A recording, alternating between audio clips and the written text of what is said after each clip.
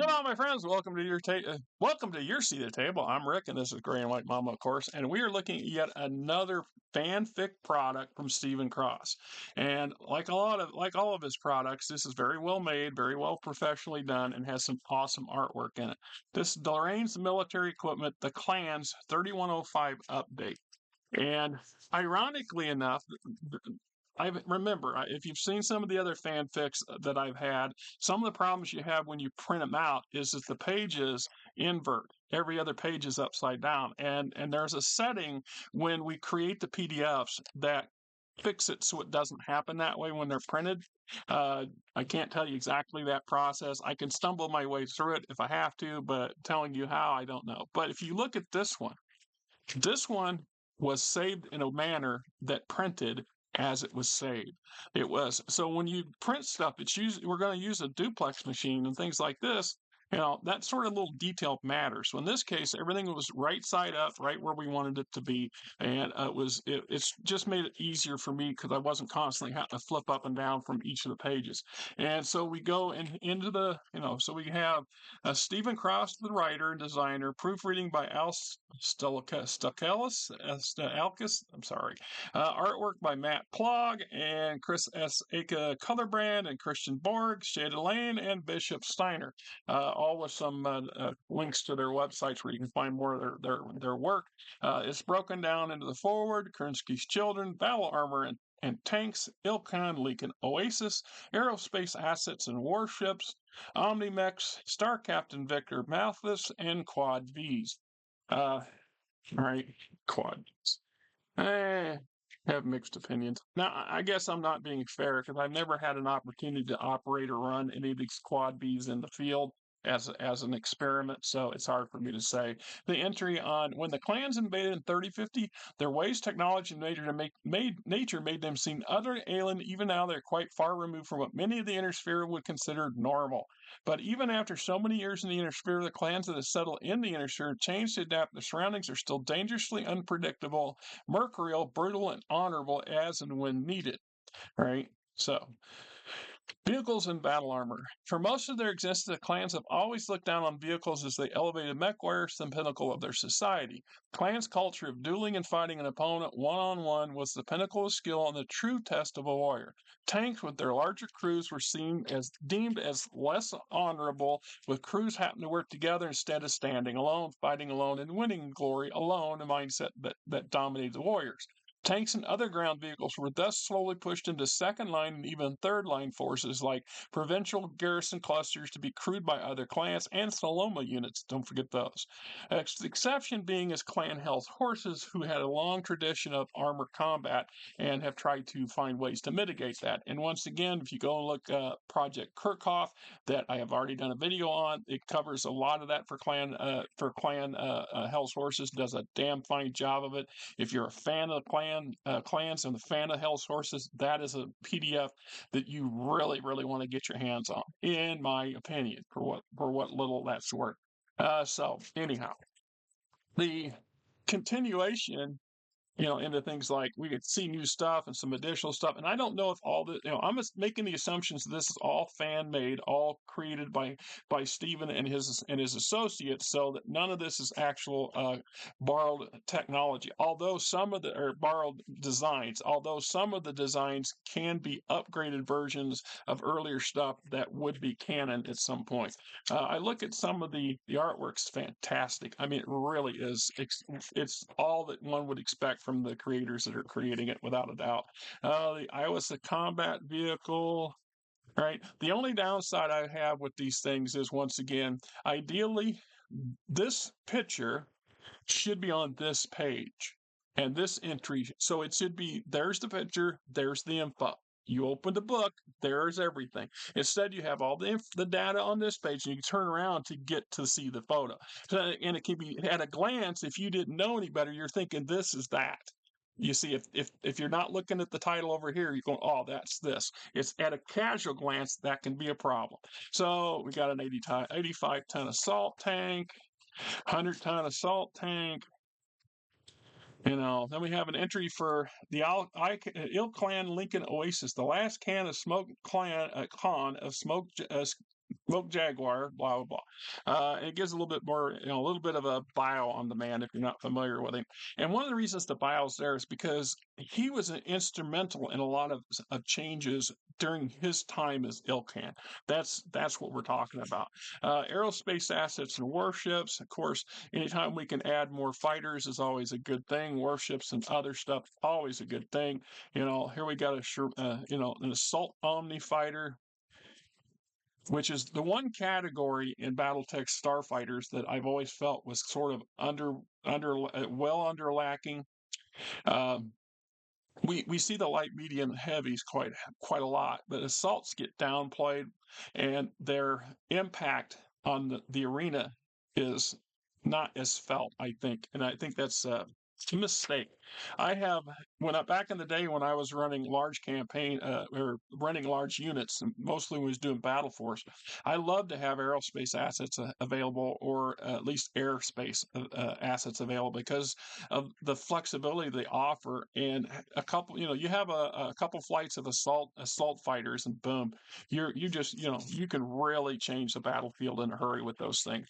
Of course, they need to be protected because they will become a prime target for everything your opponent has to bring them down.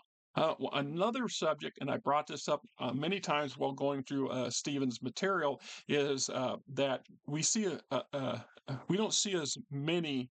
Now, this has changed some in later decades, but support craft such as shuttles are thin in the books. So anytime we can add more access and more variety to our field, the better off we're going to be. So we have the Rock Assault Dropship, uh, the Typhoon class destroyer. In the era, at no point in BattleTech had the Navy truly become a dominant force. You might argue, well, during the Star League era and the reunification war and et cetera, maybe so, maybe so. But when you look at it and compared to other science fiction based game systems where capital ships are a quite common thing, capital ships and BattleTech are not common. Even when they were common, they were still not common. And the fact that combat is brutal and they don't last long against each other is a good thing.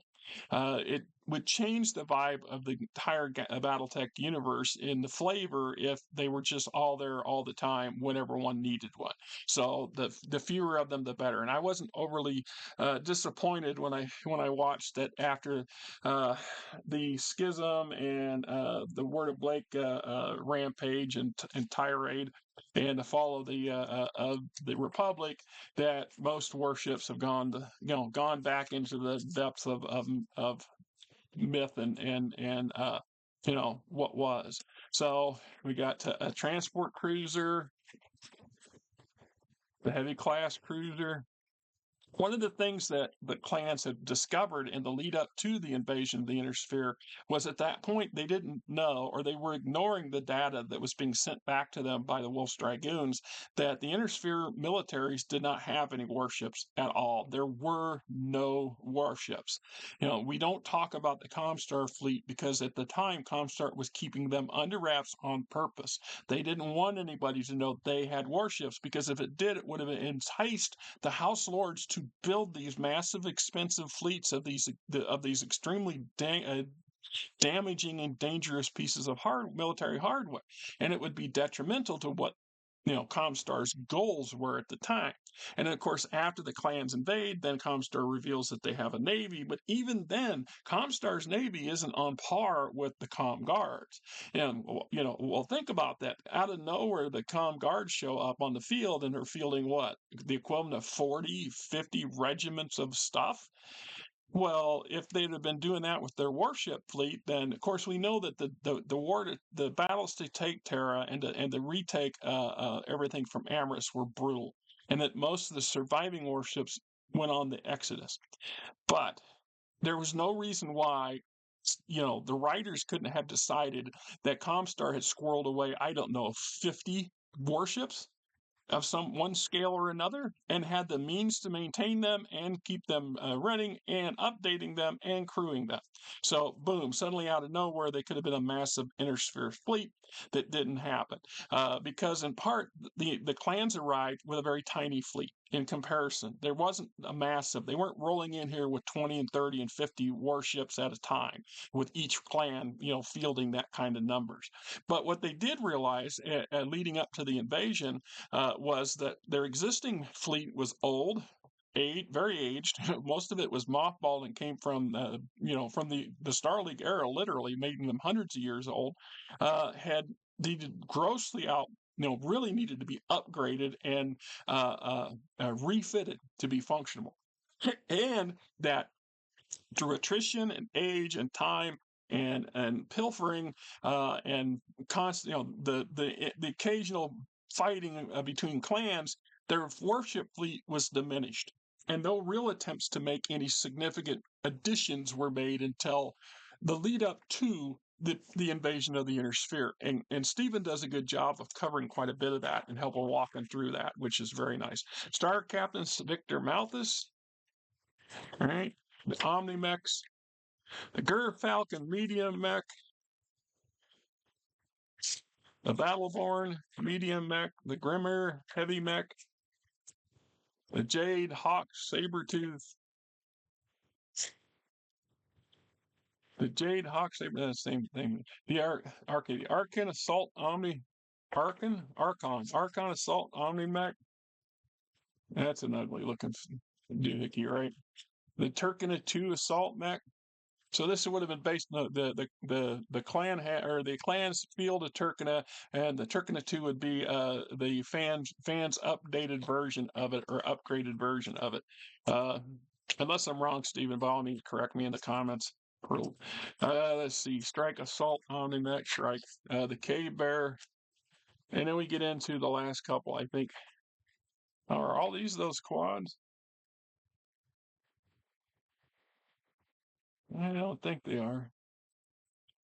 There's the quads. Then we get into a couple more entries into quad mechs, and some people like so I like the artwork on this thing. It looks intimidating, right? This is right up there along with the Atlas and my and the Pillager. So we got the Annecy anyway. It's when I first saw the concept of the quad mech, I had flashbacks of LAMs, land air mechs, and just how complex they were and how poorly they served either role. As an aerospace fighter, they're crap. As a excuse me, as a mech, they're crap. The value in the land air mechs is their application of your tactics, how you apply them to your field. If you have an opponent that has any kind of significant aerospace or airspace capability, fighter craft, aerospace fighters, your lambs are toast. They just don't do well. If your lamb is forced to fight it on a ground battle amongst its peers or amongst real BattleMechs, it's toast. It's just the way it's going to happen. So you have to be creative in how you apply them. And a judicial application of these tools, and the lambs, for example, can be very impactful because they can fly like an aircraft and then they can operate on the ground like a mech. So that means they can get places faster and that are harder for a ground mech to reach by itself, and then operate on the ground as required to whatever effect. So when I looked at the concept of these quad mechs, my first thought was, why? Why the hell would you want to have a hybrid that involves both mechs and vehicle combat, i.e. the wheels and tracks and things like this? Because you're once again, like the lamb, you're sacrificing things. From a mechanical standpoint, another thing screamed at me is the sheer amount of servos that this thing's going to meet. Look at every one of these joints is going to require additional expensive equipment and vulnerable equipment just because these things are even more vulnerable than they were before. So, what is the value of the quads? Where's the value? Okay, that's a good question. Some of these quads, in their wheel form, are faster than they would be on legs. Now, I can't make that argument because there's plenty of light medium mechs that are bloody speed demons. So you can't say, well, they're more maneuverable. You can sit there and say, well, they enter better terrain. Well, I don't agree with that. I think that it's been well established that a legged machine has far more access to a far wider variety of terrain than a wheeled, tracked, or hover vehicle does. It's just the fact. Once again, I don't know what the possession and what the true value of these things would be. And I having not utilized them in combat, I don't know. And so for those of you who are fans of quads and are of these abbreviated quads, because I'm not even sure they would qualify as a quad, because there's something else. They're more of a, I don't know, like I said, a hybrid quad.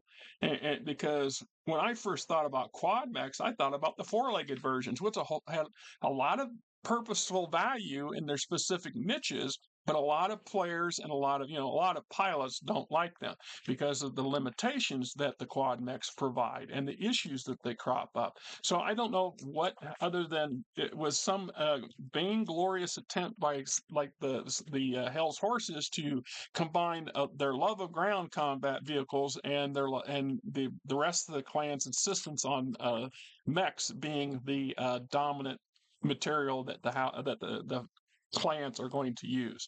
Anyway, this is the Delane's military equipment. You can get this free off the internet.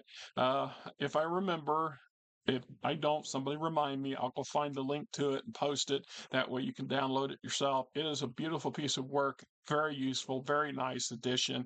I highly recommend it. If you don't have it, you're missing out. And my money says if you go talk to some of the top 10 people at Catalyst, 2 of those people got this. Just saying. I'm Rick. This is Gray and White Mama. You're who you are. This is a new year. God help us all.